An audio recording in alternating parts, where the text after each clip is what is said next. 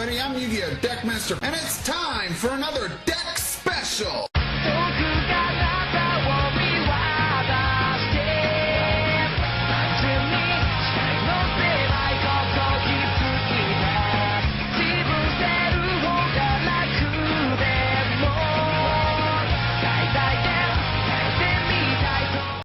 Hello everybody, I'm YGO Deckmaster, and it's time for my next deck special. Sorry it's been taking me so long.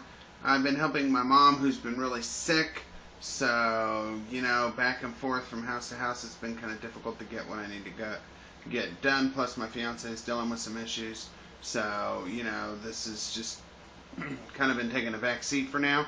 But I'm going to go ahead and put this deck up. I got another 2 decks I'm going to try to get up this month, plus some duels.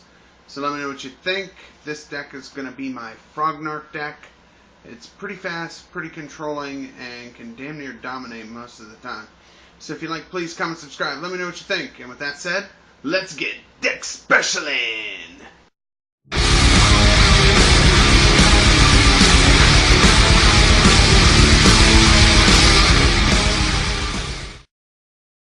Alright y'all, let's start off with the main deck. We start off with 1 gold Blackluster Soldier because middle to late game this guy can really just dominate. And of course you can always replace it with the Super Blackluster if you can't afford the gold. We got 3 Super Light and Darkness Dragons because this is a L.A.D variation. This card you pretty much get out, make your opponent waste all his resources, and then dominate with one of the other level 6 or so monsters. We have a Ghost Gores and the token that I use. Pretty sexy, huh? Yeah. Obviously, because you run no traps, and if your monsters get taken out, this guy's going to be your best friend at saving your ass. Because the traps got hit, but more traps can be run now thanks to No Heavy Storm, we run 2 Genzos, the Altered Art kind. This little bad boy says no to traps and allows me to have free access to dominate the field. If special summoning gets a little too much, you bring out this little bastard, and it puts a stop right on the special summoning control, plus gives you a nice 24 beater. Just remember, Treeborn Frog can't be summoned with this little asshole out. So, play it smart. Of course, for the Monarch engine, we got our 3 Chaos to Shadow Monarchs, banishes, maybe gets a little burn, and does a little beatdown. 2 Razes, because top decking mid to late game can really fuck up your opponent and guarantee you a shot at victory. Plus, he just looks awesome. 3 Swamp Frogs to get that Treeborn in the graveyard. The Devil Frog, I like to call him. A Tech Plague Spreader, because, you know, level 8 synchros are kind of nice. And, of course, that allows me to get on my boy Thought Ruler and do some domination.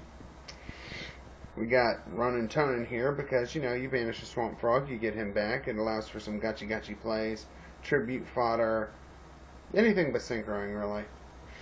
Even exceed plays, so that's always nice. 2 custom art Treeborn Frogs. I got these off of Pojo a while back, and the guy customly did the artwork for me. Looks pretty good, doesn't it? Super Frog.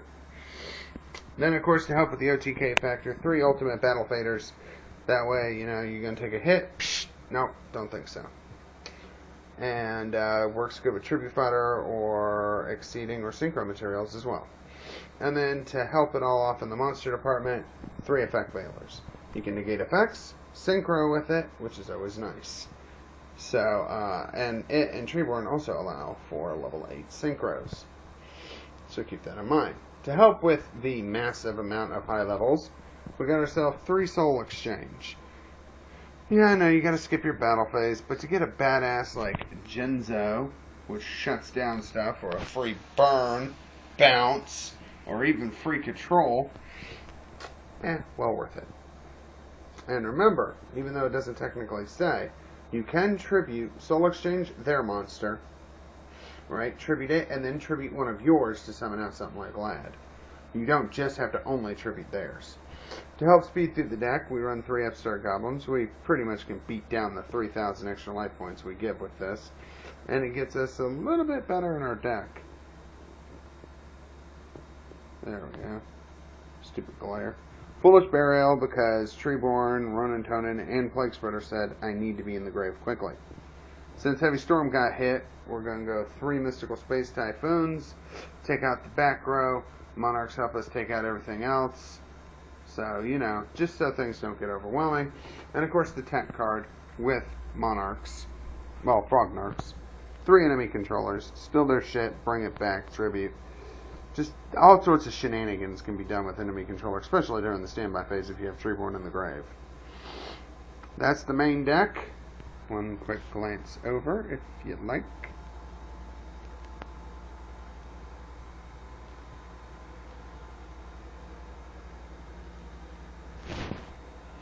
And then we move on to the side.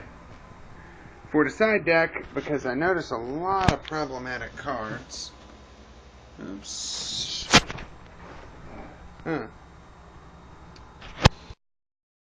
For the side deck, we start off with 3 End of Anubises. This is because graveyard manipulation has always been strong in the game of Yu-Gi-Oh! Hand banishing, like Necro Gardenas and stuff like that. This right here, you bring this out, it's like having your own personal Necro Valley. Just remember, Treeborn Frog, yet again, cannot use its effect, or can run into Tonin or Plague Spreader. Usually when I side this in, I'm going to side out Run and Tonin and Plague, leaving just Treeborn to tribute out. So then it's not as much of a loss for me. And with this guy out, it can shut down a lot of different types of decks, such as Insectors, and what's another? Well, Dragon Rollers, if they manage to, at least from the grave, if they manage to actually make a viable Dragon Roller deck. Among others that I probably just can't think of. Since Mass Destruction is probably going to come back with Icarus at 3, and Judgment Dragon, and all sorts of other nasty shit.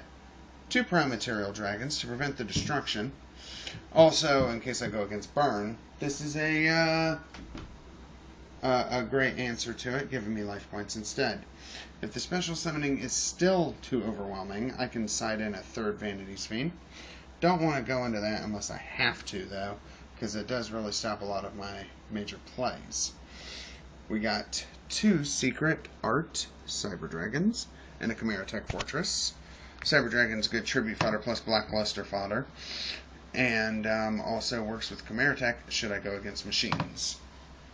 I got a Dark End Dragon just in case, because my extra deck is so cram-packed, just in case I need a little more removal, I can take out something like Stardust or something and put this in. Depending on the situation, it can come in handy. We got 2 Electric Viruses, also for machines or dragons, because I have a feeling they're still going to see a lot of play. This will allow you to steal their main one, Synchro, Tribute, or Exceed with it, or just beat their ass with it. Same concept with Puppet Plant, except for Warriors and Spellcasters. 6 Sam are still going to see a lot of play. Battle Boxers are still going to see a lot of play. I don't know about Heroes. And then Gravekeepers are seeing play, and I know Prophecies are still seeing play. They're not as good, but they're still there. And you can steal their shit, beat them, Exceed, Synchro, yada yada yada. And then 2 Penguin Soldiers. I didn't know what else to really put in here. And this little booger actually does come in handy. You set it, and most people ain't really used to people setting shit in a Frognarch deck. You know, usually it's tribute, tribute, tribute. So you set it, they're thinking, oh, he has no move. He must be setting a frog or something. Tack into it, bounce back 2 of their cards. Works great if they have something like an Ophion out.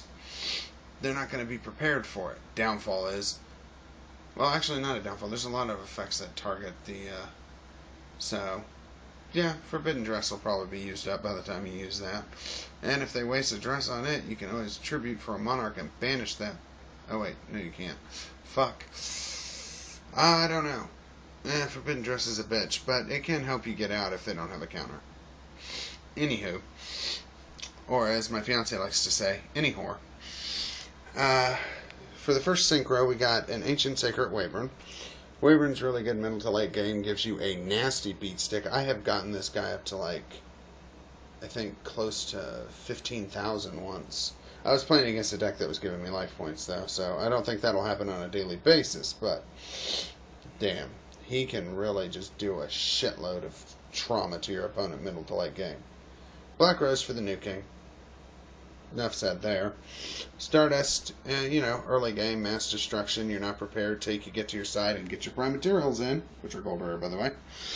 You got Stardust to help you out. You can always side it out if you don't need it for it. Dark End Dragon. Then you got Thought Ruler Extreme. Enough said. Life point gain. Hard to kill. Really. What more needs to be said? And Scrap Dragon, because you can pop Treeborn each and every turn to take out a card if you want. And that right there is just a plus value once per turn. Goodbye card, goodbye card, goodbye card. And he's 2800 attack, so he's not a laughing matter. And then I'm proxying one Mistworm because I have yet to be able to trade for one, and that bitch is difficult to trade for. Now, if Trishula comes off the list, I'll definitely change it to Trishula down the line, but for now, Mistworm's the best level 9 that you get access to. Plague, Treeborn, and a level 6 can easily make that. Usually a KS or Raza, sometimes a Jinzo, depending on the situation. Bounce some cards back, go for a good chunk of damage. For the Exceeds, we have one Slacker Magician. This is in case you're drawing bad, because, you know, high monster count decks, you're going to get your hands cluttered. It's going to happen from time to time.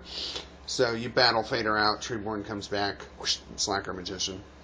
You got two Gachis because you run Ronin Tonin, Swamp Frog, and Plague Spreader. And remember, if you use Plague Spreader's effect, top deck, bring him back, and then Exceed, his whole banishing himself thing is null and void when he deattaches. He goes to the graveyard, and therefore you can do it again. So you can actually reuse Plague to make the second one, or Synchro, which is always nice, and he soups up your Monarchs, plus is really hard to kill. There's not a shitload of rank 6s that are actually any good. I find Swordbreaker pretty damn good. If you can think of a better choice, I would still recommend running one and running one or the other, because Swordbreaker can get you out of a lot of trouble. He's like a Catastrophe for monster types, but you only get 2 types, sadly. But going against like Blackwings, Winged Beasts, you pretty much just mow through anything they summon. 2 Photon Strike Bouncers. This adds with the effect veilers. You get this out, keep their effects in check, because monster effects are, you know, a major aspect in the deck.